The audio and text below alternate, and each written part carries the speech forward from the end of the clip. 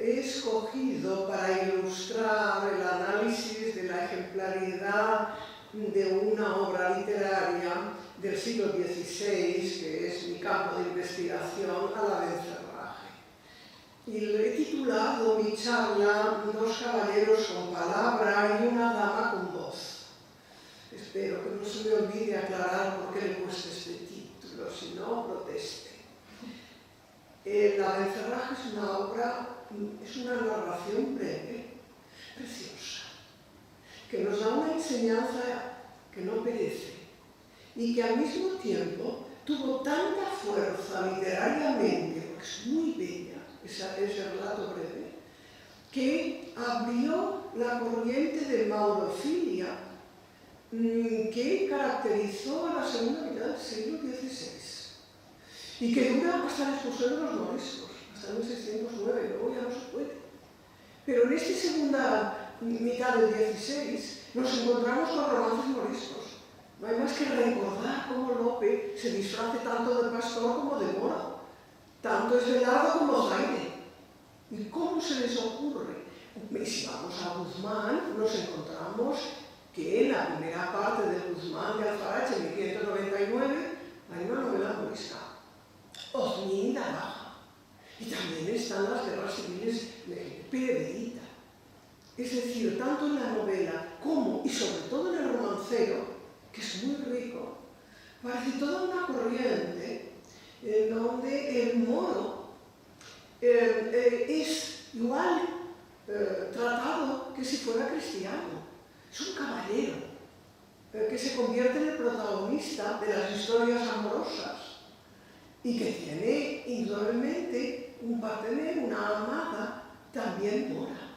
Toda esa corriente insólita que sale justo en la segunda mitad del XVI se debe al éxito de esta novelita de la que voy a hablar, que además cuando venía hacia aquí pensaba, tiene la extensión de una novela al modo italiano, pero su contenido es absolutamente original. Eso me llevará al final a reflexionar sobre la naturaleza del escritor que la hizo, porque la novelita es anónima, no sabemos quién la escribió. Yo tengo una teoría muy clara sobre a quién se le puede atribuir y quiero desmentir otra atribución además. Pero ahora en este momento lo que quiero subrayar es algo importante, que afecta, por ejemplo, tanto a la Abencerraje como al Lazarillo, dos obras muy distintas pero anónimas. Las dos tienen un contenido ideológico muy fuerte, no tiene nada que ver uno con otro. Uno es una sátira contra los miembros de una iglesia corrupta, o mejor dicho, contra los miembros corruptos de una iglesia, cuidado, porque no va contra el dogma ni va contra la iglesia total, porque el autor de Lazarillo es un erasmista. Y el Abencerraje nos está diciendo que tal caballero es un moro como un cristiano, si su comportamiento, si su linaje corresponde a la condición de caballero, si es un cortesano, le aplicará las mismas cualidades. Entonces mi reflexión inicial es, y ahí ya llegaré al final, cuando una obra está muy cargada de ideología y no sabemos quién es su autor, es absurdo buscar el autor en una persona que no responda al perfil que la ideología de la obra está pintando. Cuando atribuyen a un inquisidor el Lazarillo, es que me muero de la risa. Cuando atribuyen a un noble a que no le importan nada los pobres, ni los judíos, también me muero de la risa, y no como nombres. Porque la obra no responde a esta ideología, y con el Abencerraje pasa lo mismo. El autor del Abencerraje no puede ser un caballero, servidor del emperador, que vive en Italia, que participa no solo en la batalla de Fréjus, donde muere Garcilaso, sino la de Nürnberg, que llega a ser virrey de Apulia, y que es servidor del emperador hasta el último momento, hablaré de él después. Pero que escribe una novela de caballerías, en donde como él es bastardo, el protagonista también lo es. Y eso responde a lo que digo. El escritor no puede escribir cuando su obra tiene una gran carga ideológica desde una posición tiene él. Es así. Y a todos nos pasa, aunque podemos disfrazarnos si queremos. Pero en el siglo XVI no estaba establecido esa ficción literaria de disfrazarse de otro para defender una ideología que no es tuya. Bastante duro era defender tu propia ideología porque tenías muchos peligros en los que caer. Bien, este es el punto de partida. Pero ahora os voy a hablar del abencerraje, porque si sigo con esto en general, igual se me acaba el tiempo y no he entrado en él. El abencerraje es un muy bello relato de amor. Breve, muy breve, escrito maravillosamente, porque también diré otra cosa. Un buen escritor puede escribir obras buenas y obras malas. Un mal escritor no puede escribir nunca una obra buena. El autor del abencerraje solo puede ser un buen escritor, no hay ninguna duda. En el abencerraje, ese bello relato de amor se muestra. Y leo: la gentileza y liberalidad de tres personajes. El alcaide de Antequera, liberalidad como generosidad. El alcaide de Antequera, Rodrigo de Narváez, el cristiano. Y los dos enamorados. El abencerraje Avindarráez, el moro se llama Avindarráez y es del linaje de los abencerrajes, importantísimo, y la linda Jarifa, hija del alcaide de Coín, que como veremos tiene fuerza, opina y actúa. Y, como he dicho, esta pequeña obrita da inicio a esa importantísima corriente de maurofilia. Cuando leáis los romances de Lope, en donde se disfraza de Zaide, del moro Zaide, o habla Zaida, tiene su raíz en esto. Y su autor es precisamente, y hablaré de él después, el autor del primer romance morisco que se conserva, anterior a la propia corriente de maurofilia que va a inaugurar él con esta breve y bellísima novela de amor. El texto nos ha llegado de forma anónima, pero en tres versiones distintas. En las más antiguas, a las que se le llama crónica, porque así empezará el texto, parte de la crónica del ínclito infante don Fernando que ganó Antequera, en la cual trata cómo se casaron a hurto, en secreto, el abencerraje Avindarráez con la linda Jarifa, hija del alcalde de Coín, y de la gentileza y liberalidad que con ellos usó el noble caballero Rodrigo de Narváez, alcaide de Antequera y Álora, y ellos con él. Es decir, no es simplemente la generosidad de Rodrigo de Narváez y la caballerosidad del caballero cristiano, sino también la de esa pareja de moros, de ilustre linaje. Pues esa crónica se ha conservado en 4 textos, 2 de ellos iguales, que nos han llegado a través de pliegos sueltos, es decir, a través de una literatura humildísima. Se conservan 2 pliegos sueltos que en realidad es el mismo texto, muy pequeñas variantes debidas a la transmisión. Uno de ellos está publicado en Cuenca y el otro en Toledo. A los dos les faltan unas páginas, pero felizmente distintas, y entonces podemos tener todo el texto. En el texto impreso en Toledo, por Miguel Ferrer, figura la fecha del 12 de octubre de 1561. Es decir, el primer texto conservado del abencerraje está fechado por la impresión de ese pliego suelto 1561, en octubre.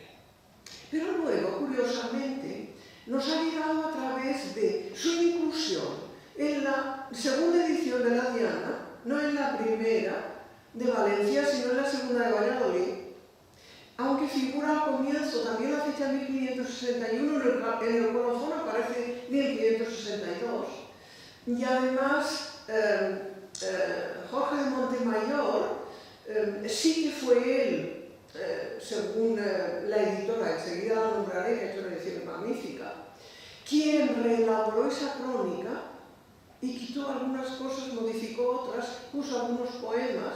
Y sí, es absolutamente verosímil que lo hiciera el propio Jorge Montemayor, pero se murió antes de esa impresión en donde figura después del libro cuarto, pero sin ningún enlace. Es decir, si lo hubiera querido incluir el autor, Montemayor, hubiera puesto algún enlace en el texto, no sencillamente se acaba el libro y allí pone la Abencerraje, no, por Dios. Ahora, curiosamente, luego las ediciones anunciaban la presencia de la Abencerraje en la portada, la Diana con el Abencerraje.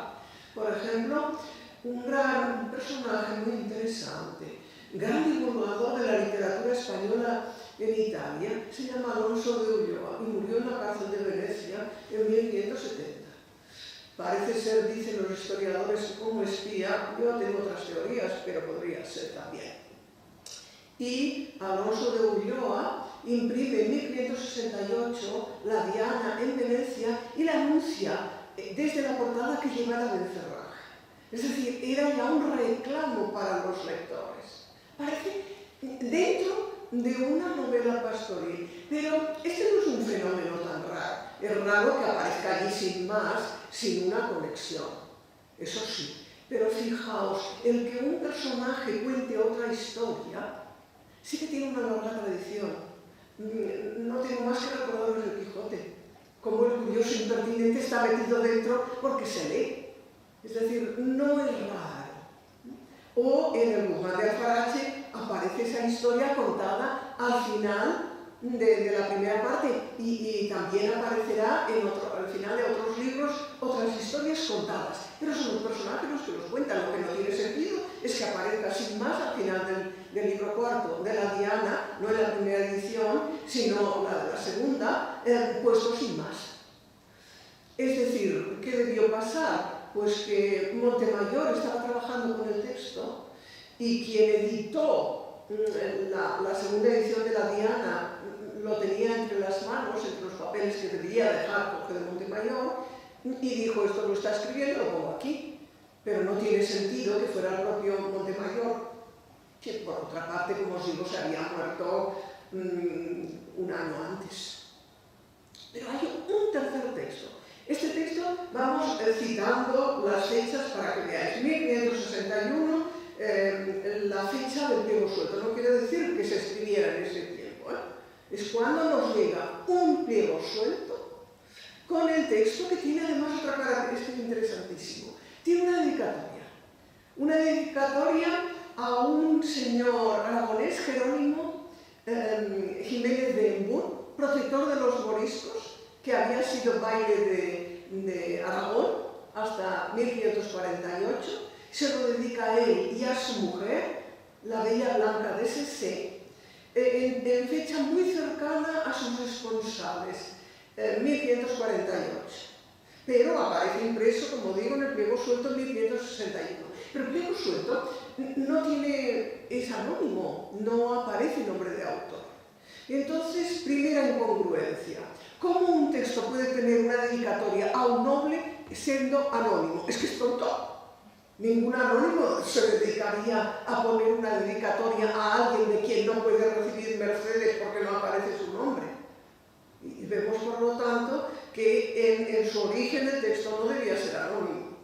Lo que su nombre en la transmisión se perdió, y cuando se imprime en esos pliegos sueltos y que nos llegan a nosotros, un textos muy humildes, por tanto, más propio de poesía fugaz que de un relato amoroso tan bello, es un texto anónimo. Pero ¿qué ocurre? Que al ser un pliego suelto puede pasar, y es del 61, no tiene que ceñirse a la prohibición que se dicta en la gramática de 1559 por Felipe II, obligando a que los libros lleven nombre de autor.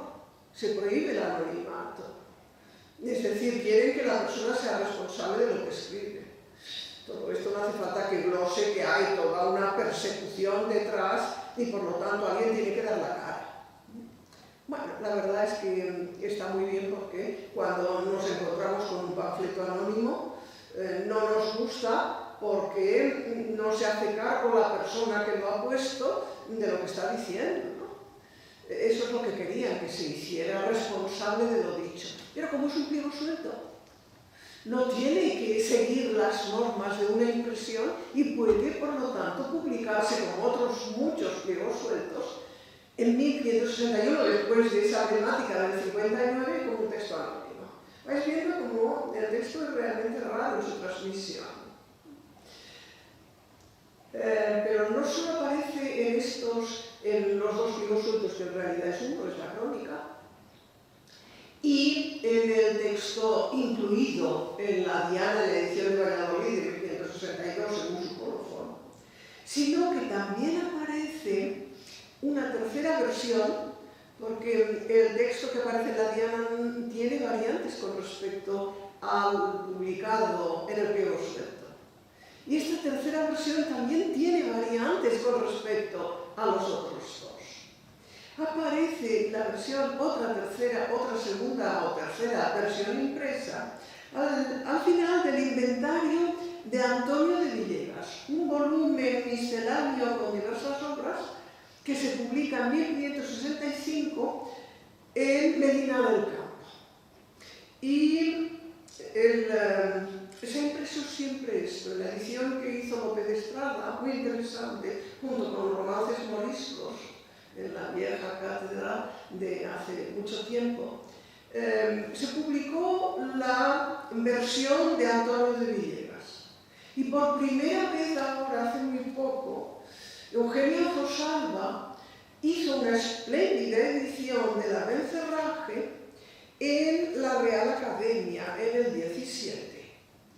Y en esta edición de la Bencerraje de Eugenio Fosalva destaca, pone en primer lugar el texto de la crónica, que defiende ya con toda la razón.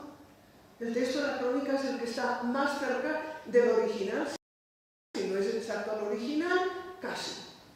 En cambio, las otras versiones están manipuladas. Ella dice, la primera, que lo estuvo por Jorge de Montemayor, y seguramente ella conoce muy bien a Jorge la Diana, y por lo tanto ha sabido encontrar correspondencias y demostrar que sí, que es obra de Jorge Montemayor, y a mí también me lo parece. Y Antonio de Villegas modificó, manipuló también la versión que publica. Pero en esa manipulación de Villegas nos va a dar unos datos muy interesantes sobre la ideología que él quiere esconder y quitar. Es apasionante. No es sencillamente una manipulación del texto para poner su huella como escritor. No, no. Está cambiando algunos pasajes o omitiendo algunos pasajes del texto para tapar la ideología que predomina, que es la finalidad absoluta de este texto. Y diréis vosotros, muy bien, pero ¿dónde está la ejemplaridad? Ahora voy a ella.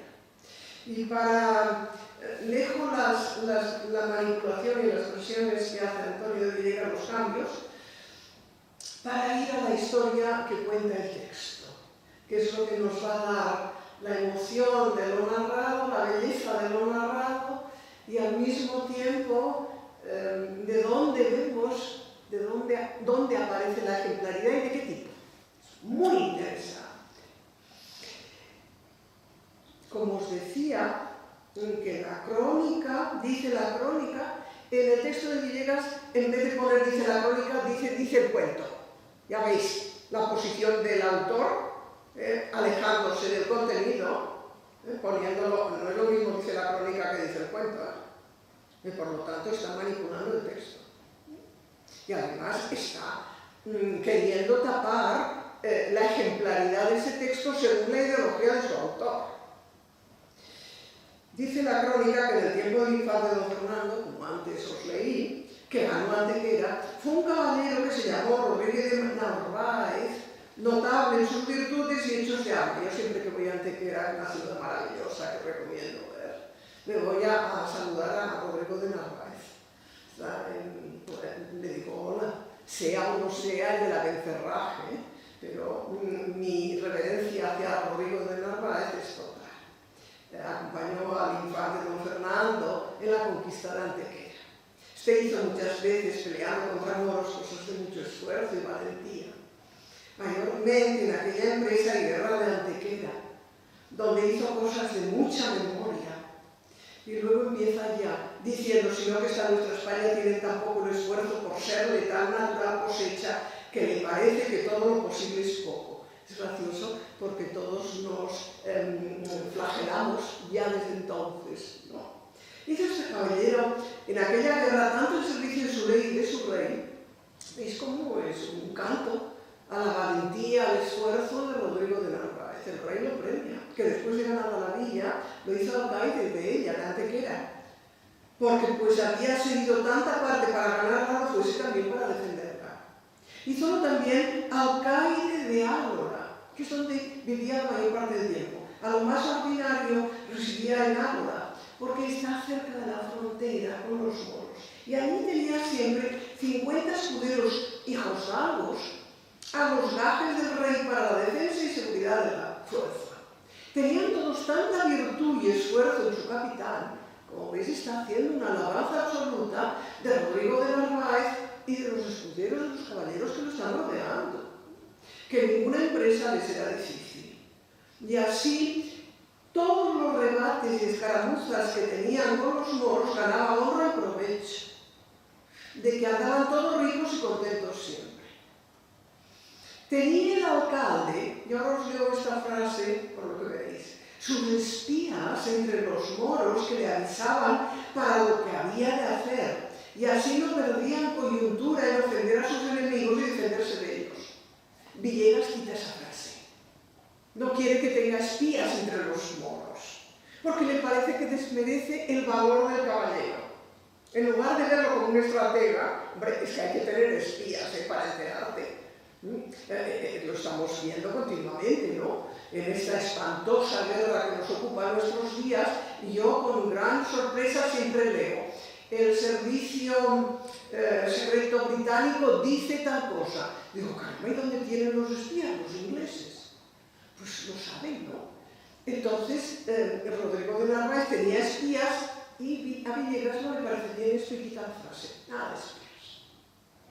Una noche, después de cenar, hacía un tiempo muy sosegado, eso es importante, está muy bien narrado, el alcaide dijo a su gente pues, que hacía tiempo que no hacían escaramuzas y que no estaba bien no hacerlo porque dejarían de temerles, y es muy importante que supieran sus enemigos el esfuerzo y la voluntad que tenían contra ellos.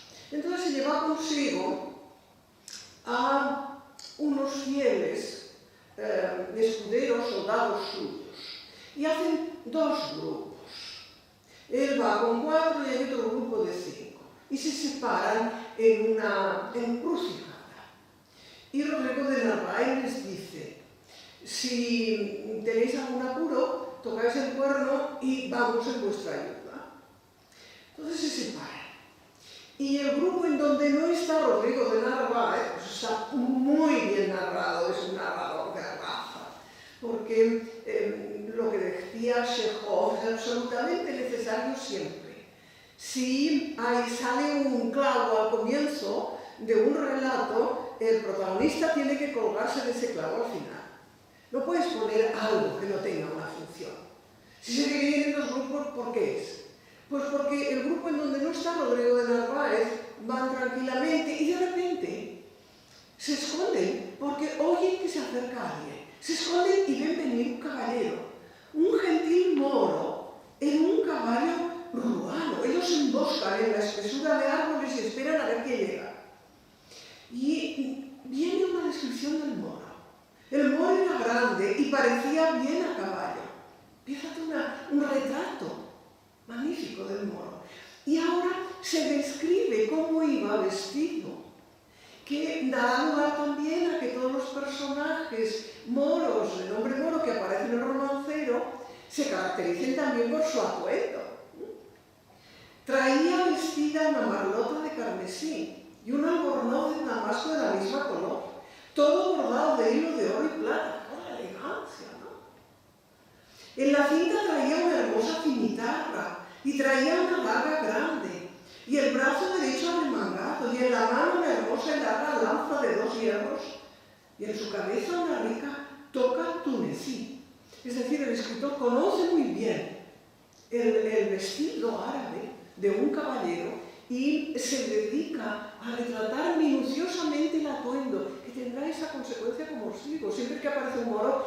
¿Cómo se reconoce el moro? ¿Cuándo sabemos que Lope se esconde tras Zaide? No solo por el nombre, sino también por el atuendo que aparece descrito en los romances. Aquí aparece. ¿Por qué se describe tan bien ese atuendo? Primero lo conoce el escritor, eso es muy importante. Si yo tuviera que hacerlo, no sabría. Tendría primero que saber buscar los datos, ¿no? Él lo conoce muy bien. En segundo lugar, porque está manifestando la elegancia de ese caballero. No va vestido de cualquier manera, no. En este hábito venía el moro mostrando muy gentil continente. ¿Veis? Tiene una postura el moro. Es elegante, cabalga muy bien, va muy bien, lleva un gentil continente, palabra que aparece precisamente en el escudero del Lazarillo. Camina con mucha elegancia, monta en su caballo con mucha elegancia. Y cantaba un cantar. El moro, que es un caballero apuesto, venía muy bien a caballo, con un atuendo elegantísimo, parecía muy bien, era elegante y cantaba un cantar que compuso en la dulce remembranza de sus amores, que decía: nacido en Granada de una linda mora, criado en Cártama, enamorado en Coín, frontero de Andra. Y el narrador destaca la gracia con que cantaba, de tal manera que los escuderos estuvieron a punto de dejarle pasar, casi como transportados de verle y oírle. Se quedaron anonadados, sorprendidos. Villegas lo quita y dice que canta mal. Es que es buenísimo, y es la versión que sabíamos nosotros. Pero ¿qué vemos ya? Que no tiene ningún interés Villegas en seguir el camino del escritor, el camino del escritor que está haciendo, presentándonos un moro caballero, que va bien vestido, que sabe caminar, que sabe montar a caballo, que tiene muy buen aspecto, que tiene un gentil continente y que además canta muy bien, de tal manera canta que los escuderos se olvidan de que tienen que atacarle, que era su misión, casi como transportados de verle y oírle. Y entonces el enfrentamiento es gota a gota. ¿Qué quiero decir con esto? Primero le ataca un moro, él lo vence enseguida. Luego le atacan dos, le cuesta un poco más, pero también van venciendo, los vence. El que queda, viendo el apuro, ya toca el cuerno para pedir ayuda. Jorge de Montemayor dice que no es posible, lo debieron atacar los 5 de golpe. Porque claro, Jorge de Montemayor está defendiendo la verosimilitud y es lógico. Si ves un caballero moro enemigo que se acerca, no tienes por qué ir atacando uno a uno. Pero el escritor lo que quiere es demostrar los caballeros que son unos y otros, puesto que no se enfrentan todos contra él, sino uno a uno como un caballero. Y en segundo lugar, lo que quiere demostrar es la valentía del moro, porque los va venciendo. Tienen que llamar al otro grupo. Y viene Rodrigo de Narváez. Ahora bien, en un momento habían conseguido desarmar al moro y entonces cuenta la estrategia, cómo él, herido, porque le hacen una herida no profunda, pero le hieren en el muslo, y entonces, herido y sin armas, él se deja caer del caballo, es decir, se deja como si cayera del caballo, como si fuera un ave, y en esa posición arranca y roba un arma y vuelve a estar armado. Es decir, no solamente es un caballero, sino que tiene una técnica, una estrategia de lucha. A mí me encanta porque lo veo, tirándose como si fuera, dice, como un ave se colgó del caballo abajo. Lo veis, ¿no? Y entonces consigue quitarles una lanza y vuelve a estar armado. Se enfrentará con él Rodrigo de Narváez. Estamos ya al final. Fijaos cómo, por eso no iba en ese grupo Rodrigo de Narváez, porque es el enfrentamiento último. Indudablemente el caballo y el Rodrigo de Narváez estaban frescos, el moro estaba cansado, estaba herido, no de consideración, pero estaba herido y entonces al final lo vence. Es lógico. Él ha quedado demostrado su valentía, pero no va a ser superior a Rodrigo de Narváez, cuidado. Pero el escritor no tiene ningún interés en enfrentarlo a Rodrigo de Narváez desde el comienzo, para que lo venza en las mismas condiciones el caballero cristiano. No, lo vence cuando ya está muy machacado por todos los demás. Y entonces le dice Rodrigo de Narváez: caballero, date por mí prisionero, si no yo te mataré. Fijaos que son términos de un desafío caballeresco, de un combate de caballeros. Y él le dice: matarme bien puedes, dijo el moro, que en tu poder me tienes. Lo admite, ¿no? Estoy en tu poder. Pero dice una frase misteriosa: mas no podría vencerme sino quien una vez me prendió. ¡Ah, qué misterio, ¿no? Mas no podría vencerme sino quien una vez me prendió. Y el misterio de las palabras asombra al alcaide, a Rodrigo de Narváez, no lo entiende y preguntará. El joven está herido en un hombro y un brazo, pero sin importancia y está quebrantado. Le ayudará a levantarse. Rodrigo de Narváez lo curará, le apretó las heridas y se las ató. Lo hace subir en uno de los caballos de los escuderos y se lo lleva a Álora. No ha entendido la frase, pero no pregunta. Y en el camino hacia Álora, el moro preso suspira y llora. Va muy triste. Dice algo en algarabía, en árabe, que no entiende. Entonces Rodrigo sabe muy bien que es muy valiente y que su tristeza tan profunda y sus suspiros no podrían venirle de las heridas ni de la prisión, y quiere averiguar qué le pasa. Y le dice una frase muy importante para nosotros: mira que en las guerras los caballeros han de ganar y perder, porque los más de sus trances están sujetos a la aventura. Los caballeros no siempre ganan, unas veces ganan y otros pierden, porque los más de sus trances están sujetos a la aventura. Le dice que no se preocupe, que le curarán las heridas, pero le pide que le cuente si tiene algún dolor secreto, porque le promete, dice: yo os prometo como hijo de algo de guardar el secreto y hacer por remediarle lo que en mí fuere. Fijaos, ¿no? Ya son dos caballeros, uno suspira y el otro le dice que qué le pasa. Y entonces el caballero moro le dice: ¿cómo os llamáis, caballero, que tanto sentimiento mostráis en mi mano? ¿Se ha dado cuenta de que está suspirando? Dice: ¿cómo os llamáis?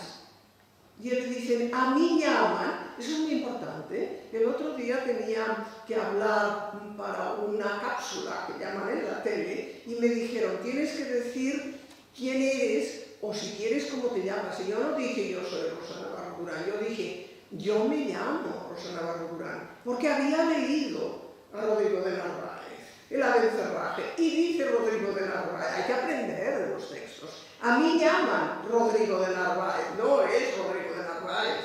Rosas Navarros hay tropecientas, os confieso. Y por lo tanto dice: a mí llaman Rodrigo de Narváez. Soy alcaide de Antequera y Álora. No sé si me habéis oído nombrar. Que es maravilloso, ¿no? La humildad de Rodrigo de Narváez, ¿no? Y el moro le contesta: gran noticia tengo de vuestra virtud y experiencia, de vuestro esfuerzo. Sí que sabe, lo ha oído.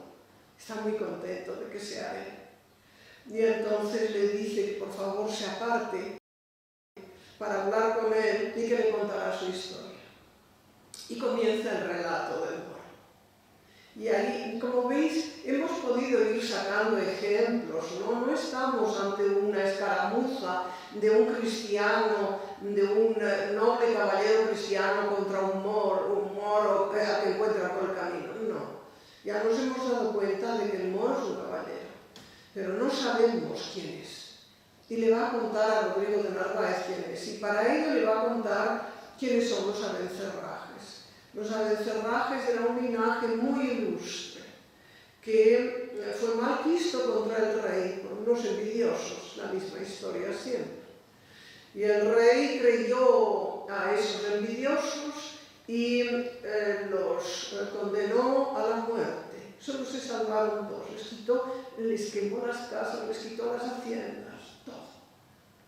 Quedaron malditos los Abencerrajes. Solo quedó el padre del protagonista y el tío, que consideró el rey que no habían intervenido en esa conjuración contra él.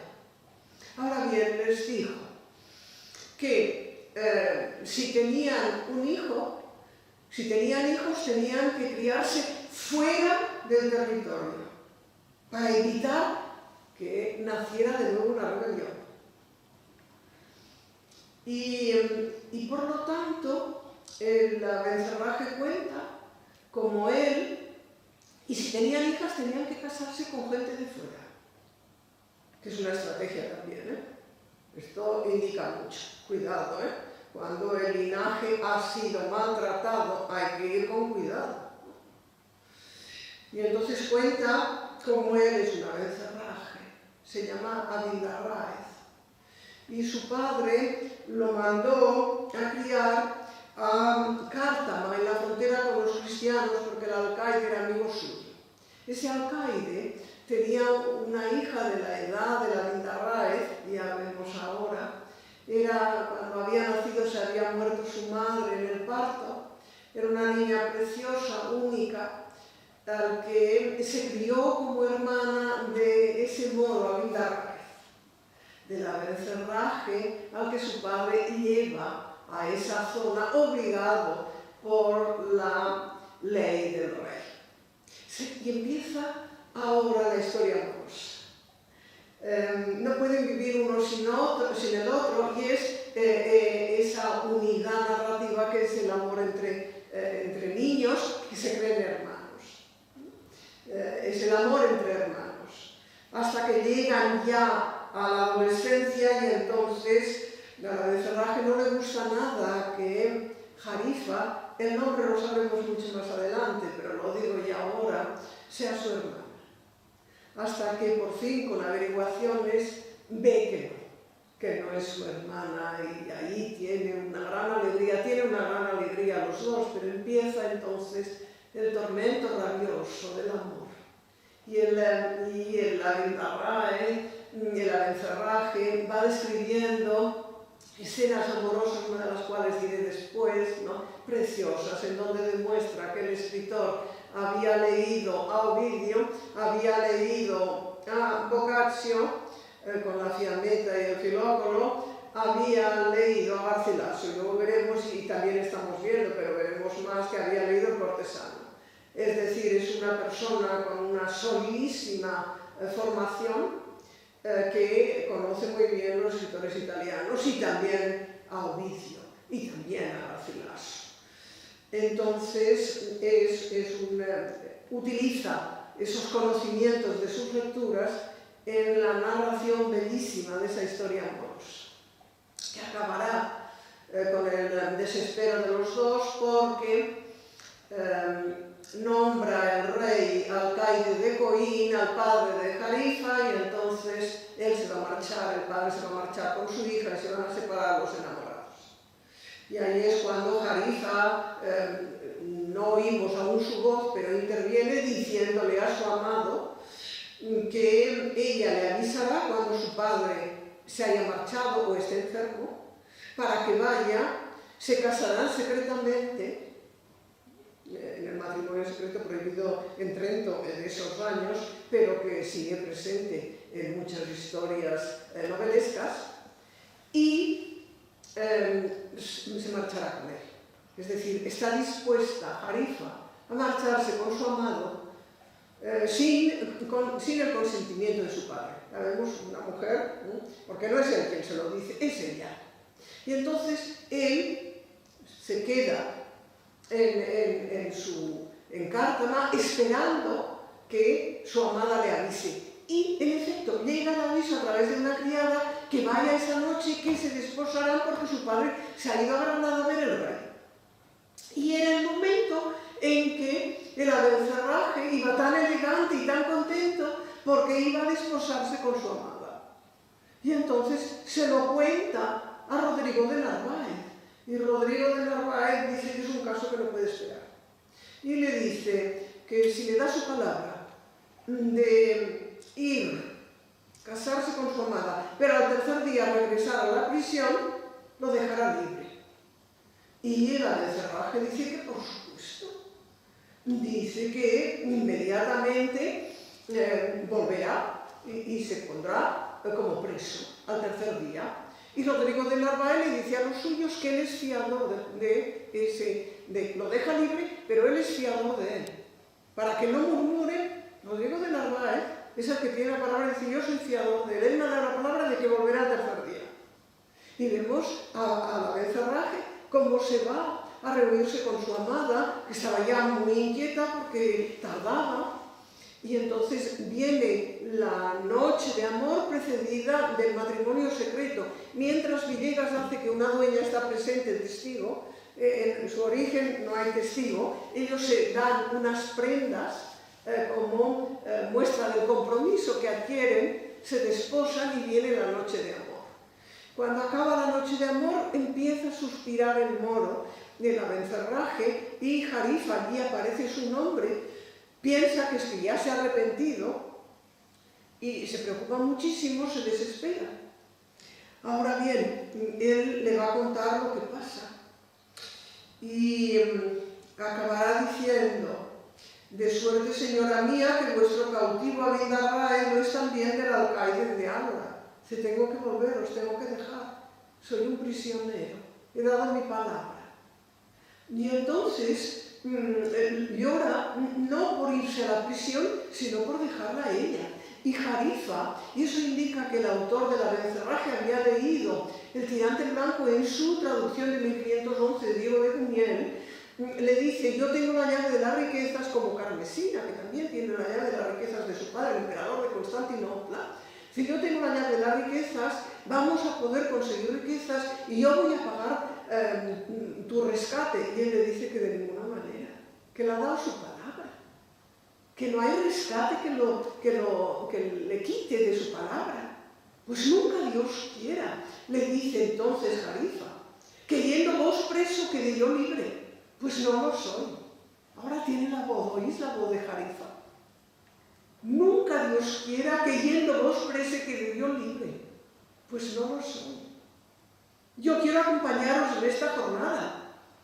Que ni el amor que os tengo, ni el miedo que he cobrado a mi padre de haberlo ofendido, consentirán hacer otra cosa.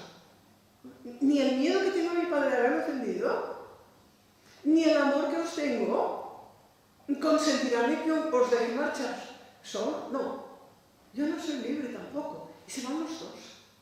Se van los dos y en efecto el alcaide está esperando y le avisan de que en lugar de llegar un moro llega una pareja, dos.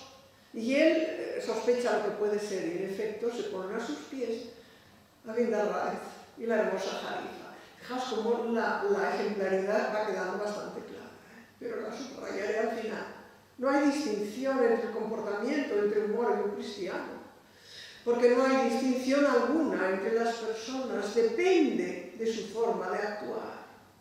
Eso es lo que dignifica a la persona, sus obras. No importa que hayas nacido en un sitio o en otro, no importa la religión que tengas, siempre que te comportes como un caballero o como una dama con palabras, claro. Y Rodrigo de Narváez los tratará como huéspedes, los recogerá en su casa, le hablará de las heridas. No se había dado cuenta Jarifa que estaba herido, dejemos la verosimilitud de la historia, pero realmente es que el alcaide la había curado, pero son de poca importancia. Ella entonces se preocupa mucho que son de poca importancia. Viene el cirujano, ya sabéis que el cirujano es el que curaba las heridas, el padre Cervantes era cirujano, no tiene el mismo valor que hoy, ¿no? Entonces le curan las heridas, en 3 días está bien, y entonces viene el ruego de Abindarraez a Rodrigo de Narváez. Le dice: su padre está ahora con el rey de Granada. Yo sé, hablando del padre de su amada, yo sé que el rey te ama por tu gran virtud, aunque eres cristiano. El rey de Granada sabe muy bien que Rodrigo de Narváez lo aprecia mucho, aunque sea cristiano.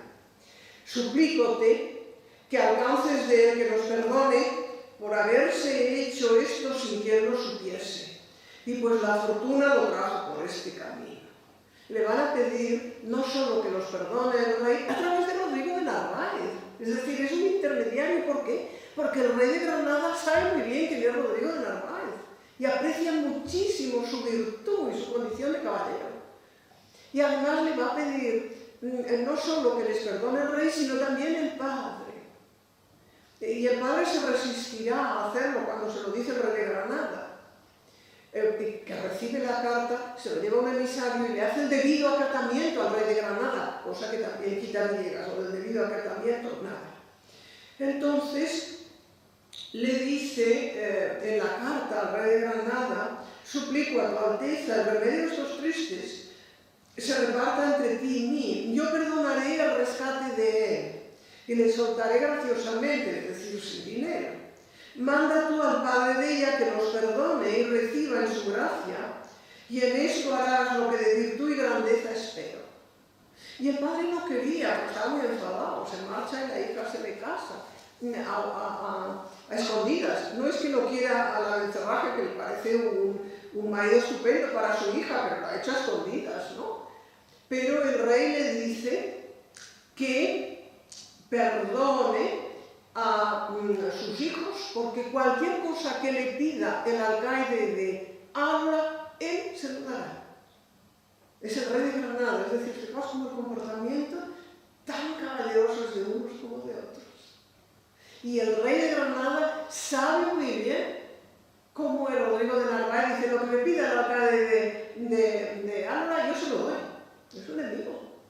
Me pide que intervenga y que el padre los perdone, y el padre no tiene más remedio y seguirá en busca de sus hijos, lo recibirán con grandes honores en Ávila, y entonces ya es el momento de irse y de regresar a su casa. Y viene una cosa, porque al cabo de unos días el alcaide de Coín, porque ahora está en Coín, le manda una cantidad de dinero, doblas faenes, como pago del rescate que no ha querido cobrar del Abencerraje. Y además el propio Abencerraje, el propio Narváez, le manda también trajes, lanzas para el alcaide, para Rodrigo de Narváez. Y entonces aquí viene otra lección. Si te dan un regalo, nunca puedes devolverlo en el mismo sentido. Y eso es lo que hace. De tal manera que al cabo de unos días le manda un presente en contracambio del que ellos le habían enviado, porque habían sabido cómo la hermosa Jarifa estaba preñada. Noticia que desaparece en las otras versiones. Nada de preñez de Jarifa. Y ese es un detalle esencial. ¿Por qué? Ahora lo veréis. Le manda una ropa que es un sobretodo muy preciado para el alcaide de Coín, y le dice: para que siempre que vista esta ropa se acuerde de mí.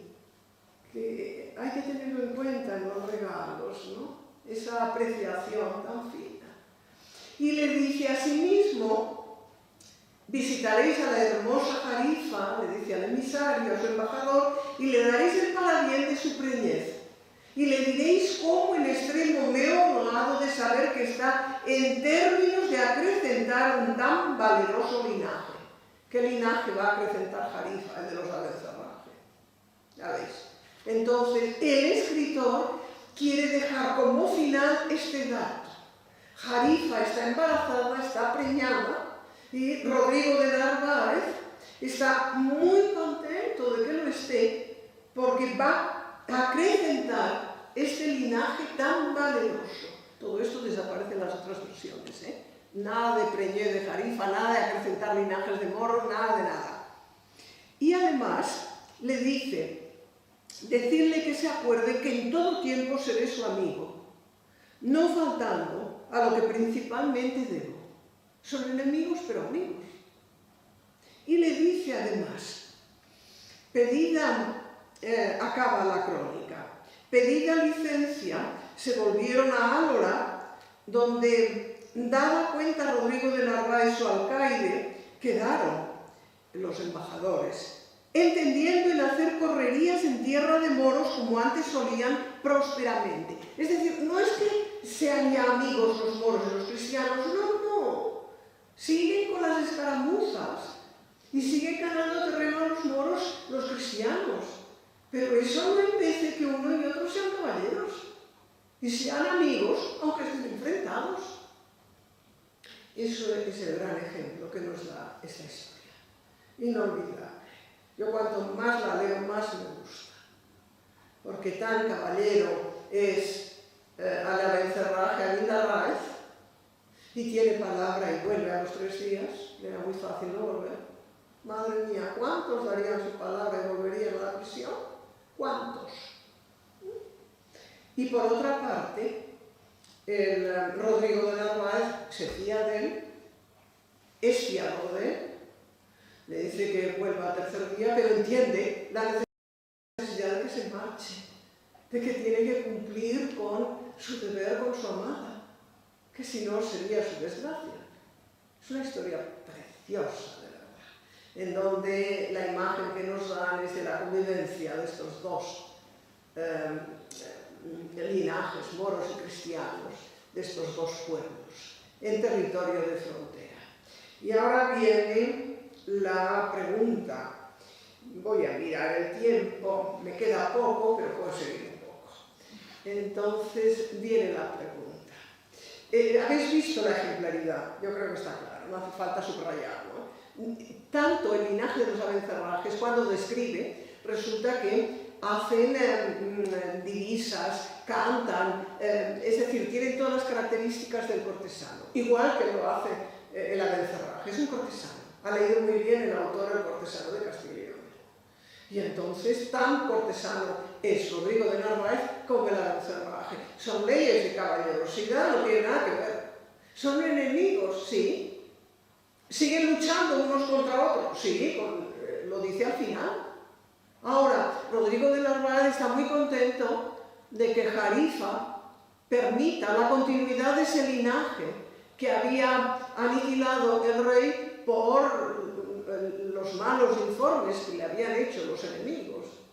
Los habían malquistado con ese linaje de moros que él quiere que se mantenga.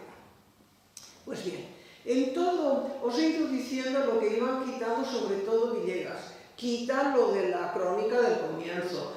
Tanto Diana como Villegas quita lo del embarazo, nada. Y lo que dice al final acaba con Rodrigo de Narváez y cómo su linaje se perpetuó. Es decir, quita también que canta bien Villegas, nada, el moro canta mal.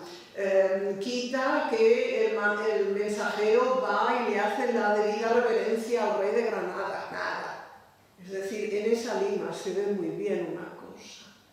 Quien escribe esta obra, si os preguntara qué perfil queda del escritor, vosotros me diríais lo que yo pienso, que no puede escribir esta obra sino una persona que tenga un linaje morisco. Es imposible que un escritor sin linaje morisco, es decir, alguno, no digo que sea un morisco pleno, pero que tenga sangre morisca y que esté reivindicando a los moriscos. Y lo hizo con tanta belleza y tanta fuerza que creó la morofilia en España y en toda Europa. Y entonces aquí acabo con la atribución de la autoría.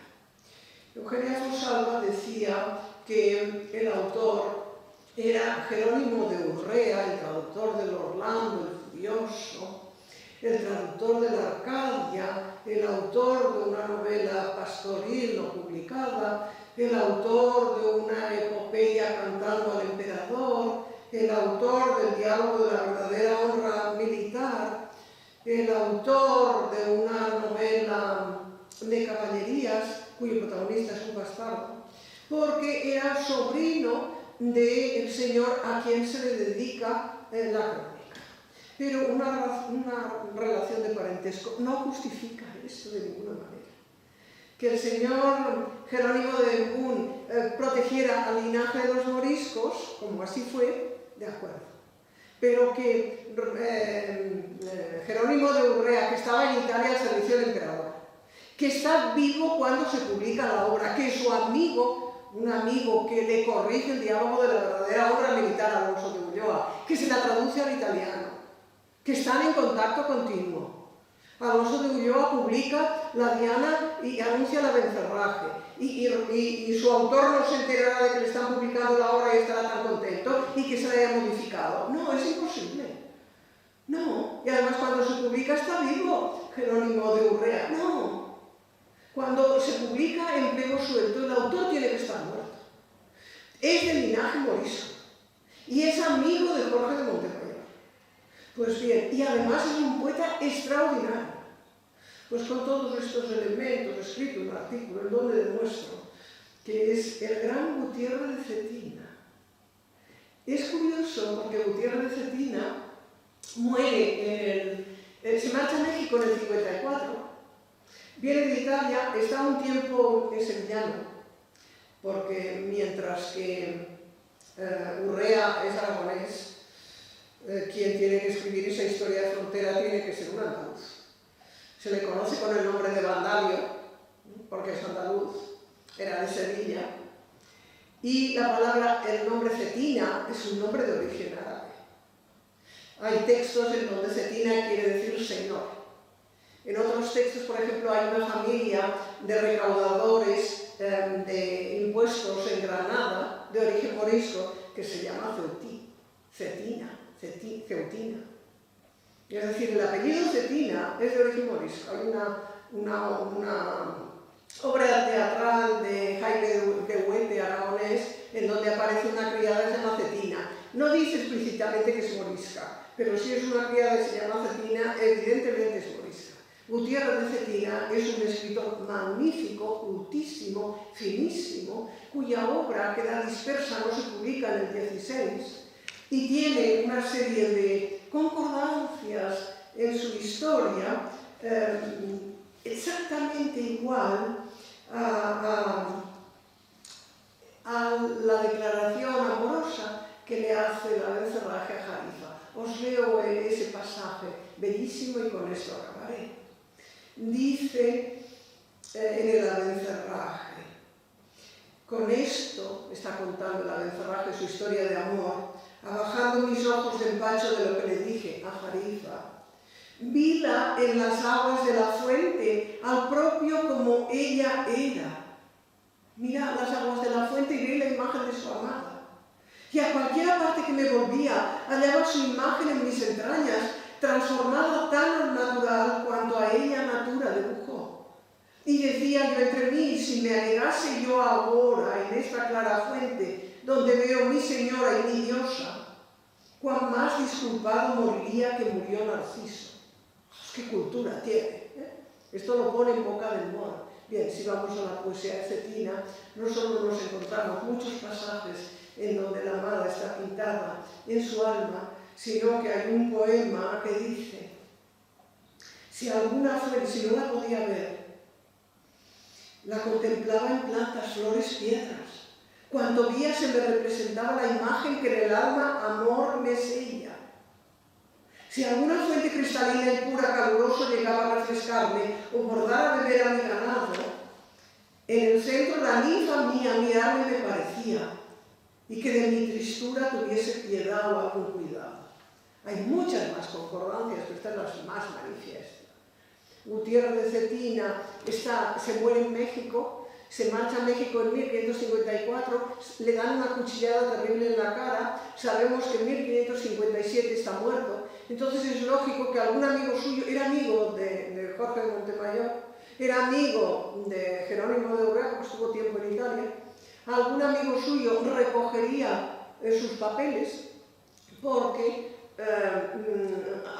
se le atribuyen comedias perdidas, obras no conservadas, sus poemas estaban dispersos, hasta muy tardío no se hace una edición de sus obras. Alguien recogería esa novelita, mantendría la dedicatoria que le había puesto él, pero lo publica en pliego suelto, sin nombre del autor, y entonces Jorge de Montemayor sabe que está muerto también, puede manipular, recrear esa obra que le gusta tanto. Y Antonio de Villegas seguramente ya no lo sabría de quién era, porque ya es posterior, ¿no? Unos años después. Pero esto es lo que justificaría esa trayectoria tan rara en un pliego suelto, con una dedicatoria y sin nombre de autor. El escritor de la Abencerraje era una persona de linaje morisco. Gutiérrez de Cetina es el primero que escribió un romance morisco. Lo descubrió precisamente mi maestro Bleco, José Manuel Bleco, y lo publicó en el siglo pasado. Entre los poemas menores de Cetina estaba este romance cuyo protagonista es un moro, antes de que se pusieran de moda los romances, el romance morisco. Gutiérrez de Cetina, yo considero que es el autor de esa obra maravillosa, pero en cualquier caso, lo que hoy quiero decir no es tanto que se lea a Cetina y se compare para ver las concordancias, sino que leamos con cuidado esta obra y aprendamos la lección que nos da. Da lo mismo nacer en un bando o en otro, hay que ser caballero. Y si es dama, tienes que tener una voz para decir en el momento adecuado, en aquel tiempo, lo que quieres hacer, lo que deseas y hacerlo sin miedo. Tiene voz y tiene palabra, por supuesto.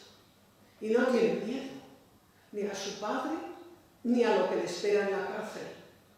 Es una mujer con una personalidad impresionante. Y en la Abencerraje, Ávila Narváez es tan caballero, tan cortesano como Rodrigo de Narváez. Se acaba la historia, el linaje de la Abencerraje continuará, porque está embarazada Jalifa. Ese detalle es esencial, lo quitan los continuadores, de tan esencial que es. Y por otra parte, los cristianos siguen con sus escaramuzas venciendo a los moros. La lucha sigue. Es un tablero de ajedrez, pero unos y otros son caballeros, son cortesanos, son elegantes, aman y saben decir bellísimas palabras. Este es el ejemplo que nos ofrece esta brevísima historia que dejó tan honda huella, porque la buena literatura tiene mucho poder. Indudablemente la obra que más huella ha dejado en todos nosotros, pero no solamente en nosotros los españoles, no, en la humanidad, es el Quijote, nuestro Quijote, es así. Pero esta obrita tan humilde, que nos ha llegado en un pliego suelto de una forma tan modesta, ¿no? Nos da una lección que nunca hay que olvidar. Moros o cristianos, no se podía hablar entonces ya de judíos, pero de moros sí, hasta la expulsión. Después de la expulsión ya no más. Fijaos cómo en la segunda parte del Quijote ya aparece Ricote y los alemanes y la expulsión. Pero aquí, en 1561, pero debió de escribirlo su autor después de 1548, porque en ese momento se lo dedica a Jiménez de Punt, pero antes de marcharse a México en 1554, que estuvo un tiempo en Alanís, ahí debió de escribir esa novelita preciosa, maravillosa, ejemplo de todos nosotros, de la convivencia que tenemos que tener.